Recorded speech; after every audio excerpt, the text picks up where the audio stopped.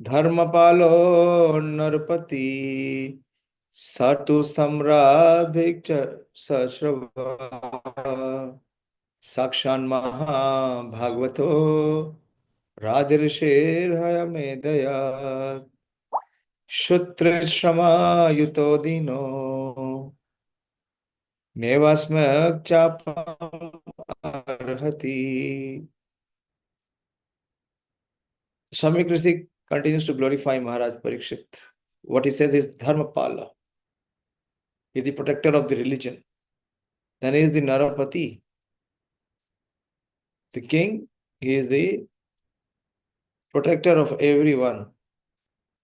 He is Sahasamrata. And he is Brihashrava. Sakshat Mahabhagavato. He is the topmost devotee. He is the first class devotee of the Lord. And also he is Rajarishi. The Emperor Parikshit is a pious king. He is highly celebrated and is a first class devotee of the personality of Godhead. He is saints among the royalty. That is Rajarishi. Saint among the royalty. And he has performed many horse sacrifices. Haya Medhayat. When such a king is tired and fatigued, so Swami Krishi can understand the situation. Shuta. Shuta means hunger. And Trita means thirst. And Shrama Yukto means tired and fatigued. When such a king is tired and fatigued, being stricken with hunger and thirst, he does not at all deserve to be cursed. So again and again, Swami Krishi is emphasizing the point to Shringi that what a big error or mistake he has done. After explaining the general codes relating to the royal position and asserting that the king can do no wrong and therefore is never to be condemned, the sage Samik wanted to say something about Emperor Parikshit specifically. The specific qualification of Maharaj Parikshit is summarized herein. The king, even calculated as a king only, was most celebrated as the ruler who administered the religious principles of the royal order. In the Shastras, the duties of all castes and orders of societies are prescribed. Which Shastra? The duties, caste and orders of societies are prescribed.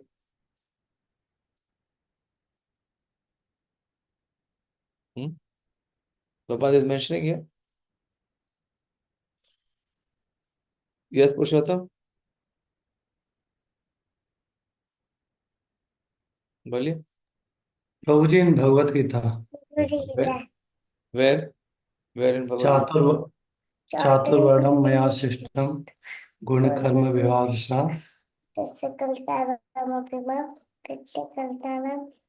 Avyaya. Very good. Jai Ho, Amha. Jai Ho. No, there the duties are not that there only this is mentioning that Krishna has classified on the basis of work and one's qualities. But where the duties are specified.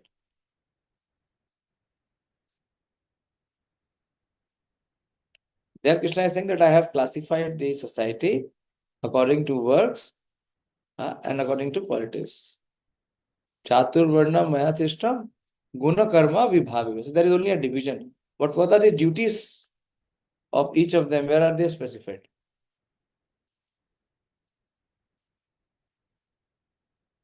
See what we are reading. Srila Prabhupada is mentioning here.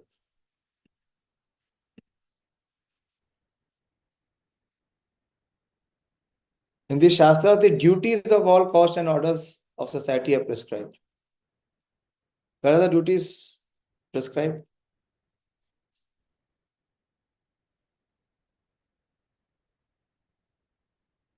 Yes, Darshil? Hare Krishna, Prabhuji. Hare Krishna. Prabhuji, in Manu Samhita. It is in the 18th chapter of Bhagavad Gita. It is not mentioned. Huh? What is the duty of a Brahmana? Samadhama, Tapa, Shaucham. Everything is mentioned in the 18th chapter in the Bhagavad Gita. I was just testing how much you are confirmed. Prabhupada mentioned this in the purport also. All the qualities of a Kshatriya are mentioned in the Bhagavad Gita 18.43. Who remembers? What is the qualities of the Kshatriya in Bhagavad Gita?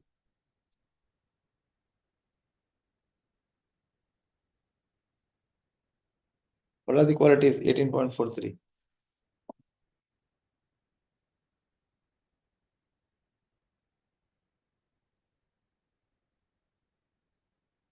ब्राह्मणा की क्या qualities है? I just mentioned.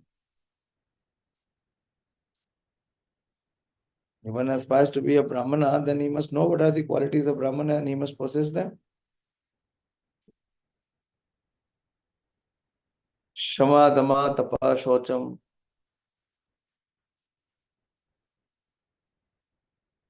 What are the qualities of a Kshatriya?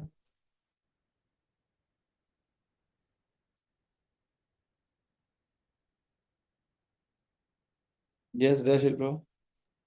Prabhuji, out of many qualities, one of the qualities, Yudhishthira Apalayana. Yes. Yes, that is the Yudhishthira Apalaya. Everything is mentioned in the Bhagavad Gita. Okay. Study very sincerely.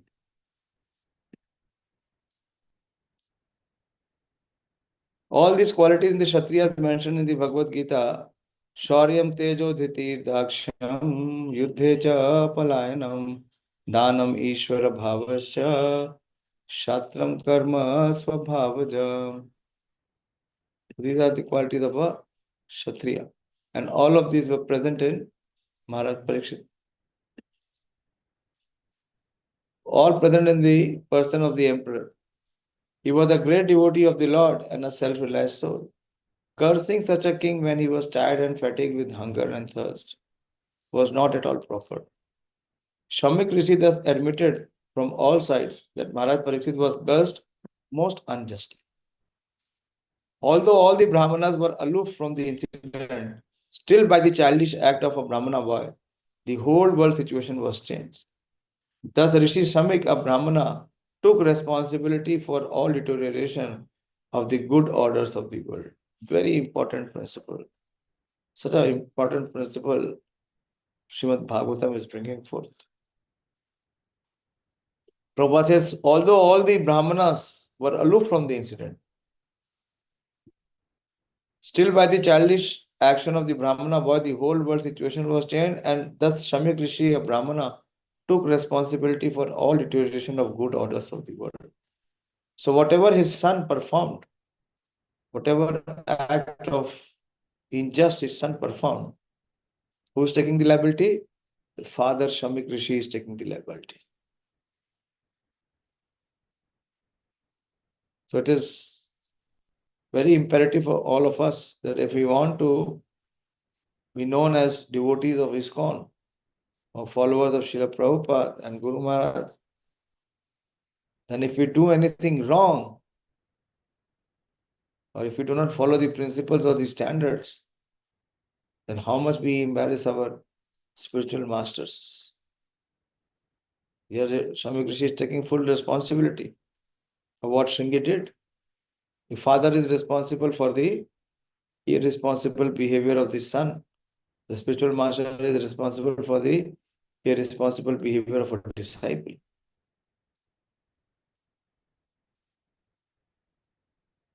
And here Prabhupada is writing that the situation of the world changed forever. The world situation changed forever. Apapeshu svabhrityeshu balena pakva buddhina papam kritam tad bhagavan sarvatma shantum arhati. So he's making a prayer now. Then the Rishi prayed to the all-pervading personality of Godhead to pardon his immature boy. What is the word? Apakva.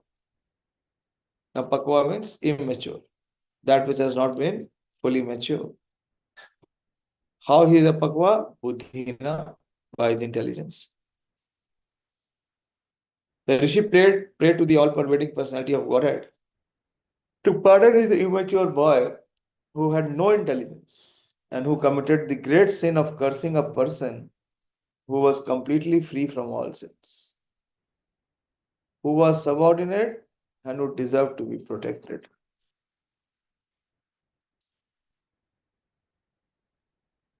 Samik Rishi is saying that he was subordinate and who deserved to be protected. He is speaking about Maharaj Parikshit. Everyone is responsible for his own action, either pious or sinful. Rishi Shamik could foresee that his son had committed a great sin by cursing Maharaj Parikshit, who deserved to be protected by the Brahmanas. For he was a pious ruler and completely free from all sins because of his being a first-class devotee of the Lord.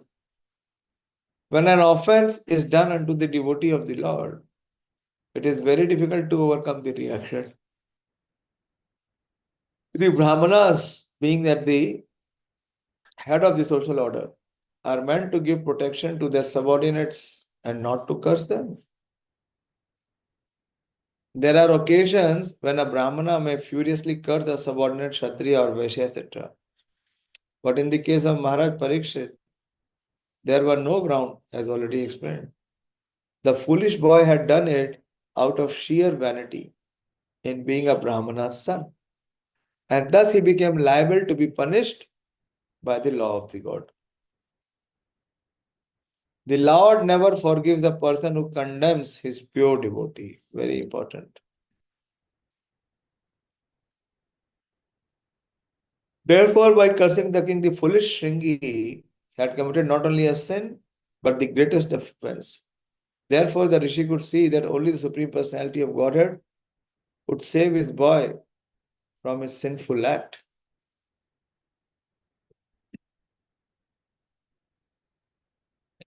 He therefore directly prayed for pardon from the Supreme Lord, who alone can undo a thing which is impossible to change. The appeal was made in the name of a foolish boy who had developed no intelligence at all. A question may be raised herein, since it was the desire of the Lord that Parikshit be put into that awkward position, so that he might be delivered from material existence. Then why was the Brahmana's son made responsible for this offensive act? Prabhupada is bringing forth this question. When everything was orchestrated by the Supreme Lord, that he wanted the Bhagavatam to be recited. And out of such a awkward situation, Parikshit acted inappropriately. So why Shringi is being held responsible? Prabhupada is raising this question. Then Prabhupada is answering also himself. One minute. कल 11 बजे आके ले जाओ. The answer is that the offensive act was arranged to be performed by a mere child so that he could be excused very easily. And thus the prayer of the father was accepted. But if the question is raised, why a Brahmana community as a whole was made responsible for allowing Kali into world affairs, the answer is given in the Varha Puran, that the demons who acted inimically toward the personality of Godhead, but were not killed by the Lord, were allowed to take birth in the families of Brahmana to take advantage of the age of Kali. This is very, very confidential. Prabhupada is revealing this, that why Brahmanas were held responsible. So who in the guise of Brahmana came? Who are these people? The all-merciful Lord gave them a chance to have their birth in the families of pious Brahmanas so that they could progress towards salvation. But the demons, instead of utilizing the good opportunity, misuse the Brahmanical culture due to being puffed up by the vanity in becoming Brahmanas.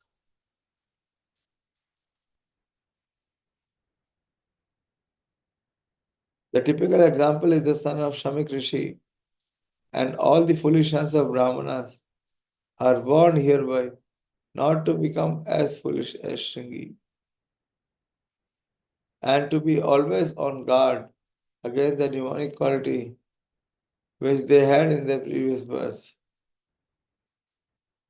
The foolish boy was, of course, excused by the Lord, but those who do not have a father like Shamik Rishi will be put into great difficulty if they misuse the advantages obtained by birth in a Brahmana family.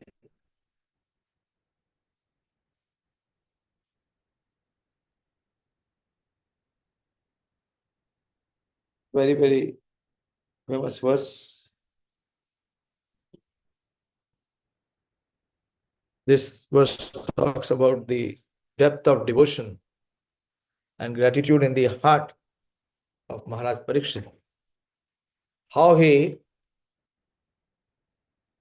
accepted the situation without any retaliation, without any counter-attack. Tarishkrita vipralabdha shapta shipita hatapi nasyata pratikurvanti tad bhakta prabhavopihi. So Tiriskrita means being condemned or being defamed. And Vipralabdha means being robbed or being cheated. Sapta means being cursed. And Shipta means disturbed. Na asayat pratikurvanti. Even after being defamed, after being cheated, being cursed, even after being attempted to be killed. Na asayat pratikurvanti. But the person who is being receiving such treatment is na asyatat pratikurvanti, that he never counterattacks or counters the wrongdoer in any way. Such is the devotee of the Lord. The devotees of the Lord are so forbearing that even though they are defamed, cheated, cursed, disturbed, neglected, or even killed, they are never inclined to avenge themselves. Anyone give some examples? Some examples?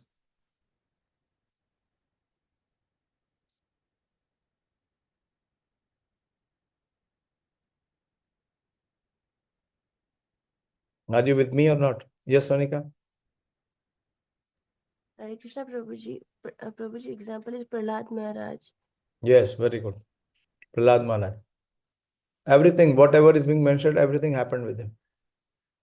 But is nasya prati kurvanti. He never ever retaliated. Okay, others?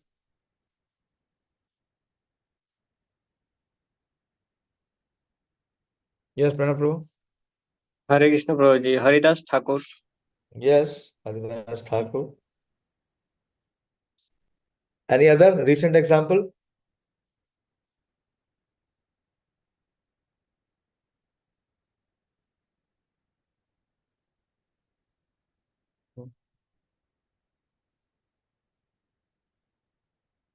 One of our spiritual master, he was pushed, he was tortured, he was slapped on his face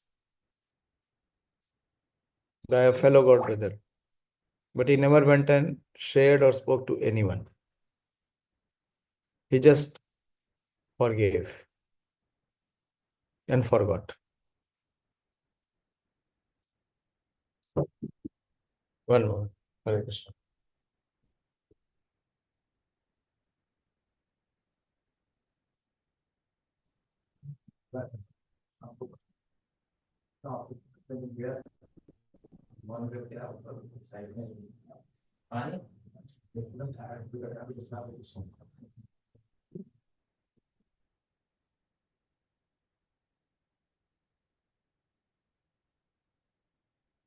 Sorry.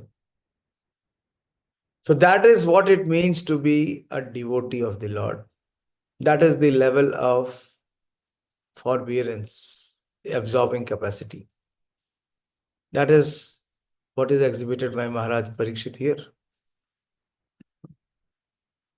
Rishi Shamek is glorifying, he is appreciating that the devotees of the Lord are so forbearing that even if they are defamed, cheated, cursed, disturbed, neglected, or even killed, they are never inclined to avenge themselves. They do not ever retaliate or react against the wrongdoers. Rishi Shamik knew that the Lord does not forgive a person who has committed an offense at the feet of a devotee. The Lord will only give direction to take shelter of the devotee. The Rishi thought within himself that if Maharaj Parikshit would counter curse the boy, the king might be saved. But the Rishi also knew that a pure devotee is callous about worldly advantages or reverses. As such, the devotee are never inclined to counteract personal defamation, curses, negligence, etc. As far as such things are concerned in personal affairs, the devotees do not care for them. But in the case of their being performed against the Lord and his devotees, then the devotees takes very strong action. It was a personal affair, and therefore Shamik Rishi knew that the king would not take counteraction. Thus, there were no alternative than to place an appeal to the Lord for the immature boy. It is not only that the Brahmanas are powerful enough to curse or bless their subordinates. The devotee of the Lord, even though he may not be a Brahmana, is more powerful than a Brahmana. But a powerful devotee never misuses the power for personal benefit. Whatever power the devotee may have is always utilized in service towards the Lord and his devotees only. So Samik Rishi knew very well the exalted position of Maharaj Parikshit. Iti putra kritaghena nanu tapto mahamuni swam viprakto rajna nevagam tadachintaya. The sage thus regretted the sin committed by his own son, not only the son, sin, but a great offense. He did not take the king's insult against himself very seriously. See the response of the exalted personalities. Neither did Maharaj Parikshit took the curse very seriously. And also Shamik Rishi, he also did not take the insult very seriously. On a personal note, the whole incident is now cleared up. Maharaj Parikshit garlanding the sage with a dead snake was not at all a very serious offense. But Shringi cursing the king was a serious offense. The serious offense was committed by a foolish child only. Therefore, he deserved to be pardoned by the Supreme Lord, although it was not possible to get free from the sinful reaction. Maharaj Parikshit also did not mind the curse offered to him by a foolish Brahmana. On the contrary, he took full advantage of the awkward situation, and by the great will of the Lord, Maharaj Parikshit achieved the highest perfection of life through the grace of Srila Shukdev Goswami. Actually, it was the desire of the Lord and Maharaj Parikshit. Rishi Shamik and his son Shringi were all instruments in fulfilling the desire of the Lord. So none of them were put into difficulty because everything was done in relation with the Supreme Person. This is the final verse. Yeah, this is the final verse. Praisha sadhuvo loke praner dvandveshu yojita na vyathayanti na hrisyanti yatatma gunashraya. Generally, the transcendentalist, even though engaged by others in the dualities of this material world, are not distressed. Nor do they take pleasure in worldly things, for they are transcendently engaged. So this is the position of Maharaj Parikshit. The transcendentalist are the empiric philosophers, that is the Gyanis, the mystics, that is the yogis, and the devotees of the Lord are the bhaktas. Empiric philosophers aim at the perfection of merging into the supreme being of the absolute.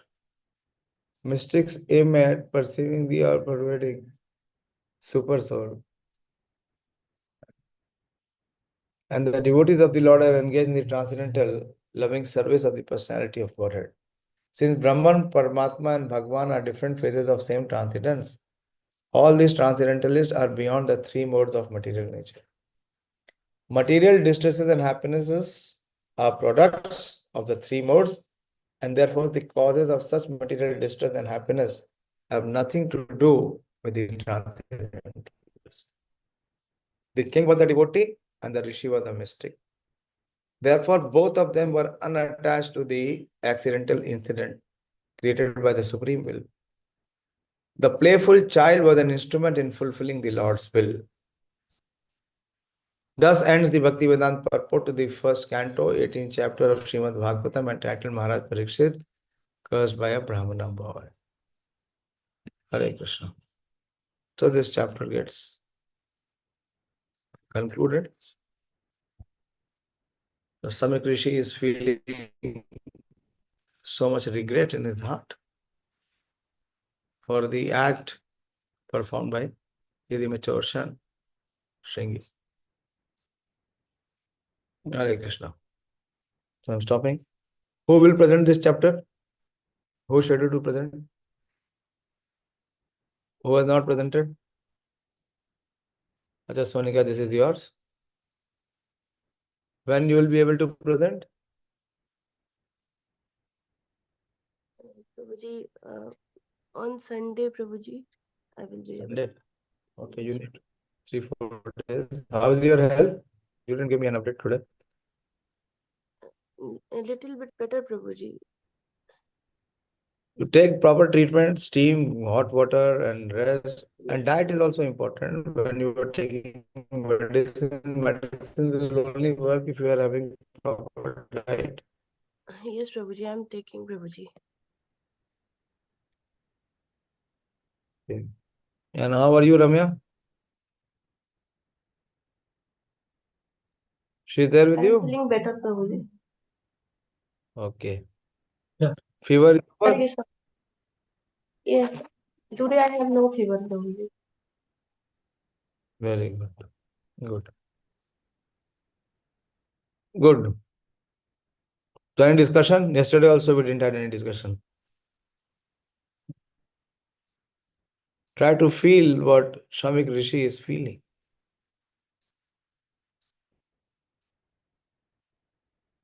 He's taking the responsibility of his immature son. Yes, Sonika? Hare Krishna, Prabhuji. Prabhuji, Okay. Shamik Rishi was feeling so much repentance, means he was feeling guilty and taking responsibility. Then was it not able, means was he not able to take the curse back, means through Shringi Rishi?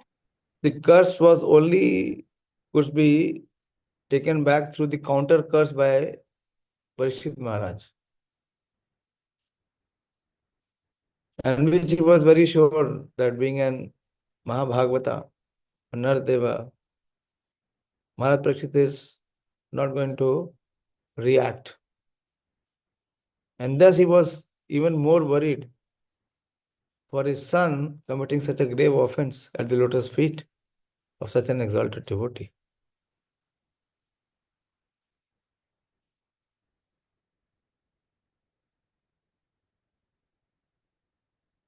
So he could not take the curse back, of course not.